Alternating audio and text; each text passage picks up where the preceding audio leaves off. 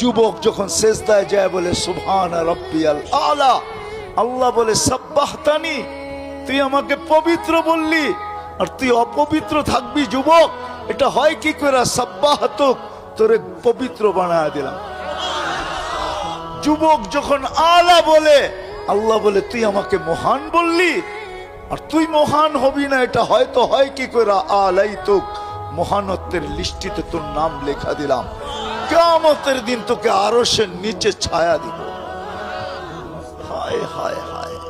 আর যদি সেজদা দিতে দিতে দিতে দিতে দিতে নিজেকে যদি এক পর্বে নিয়ে যেতে পারো, তো আল্লাহ তোমাকে দেখবে আর হাসবে আর বলবে লাউলা শাবাবা খুশা, নগর কান্দার এই যুবক যদি না থাকতো জমিনে লাজালতু সামা হাদিদা, আমি আকাশকে লোহার বানায় দিতাম, ওয়াল আরদা সাফসাফা, জমিনকে তামার, ওমা আনজালতু মিনাস সামাই কাতরা, আকাশ থেকে বৃষ্টির একটা ফোঁটা না, ওমা আমবাততু মিনাল আরদি হাব্বা, জমিন থেকে একটা শস্যের দানা না, বাল আনজালতু আলাইহিমুল আযাবা সাব্বা, একের পর এক আযাব দিয়া পুরুষ নারী যুবক বৃদ্ধ সব আমি মাটির সাথে মিশায়া দিতাম, কিন্তু পারি না তো, যুবকের জন্য পারি না।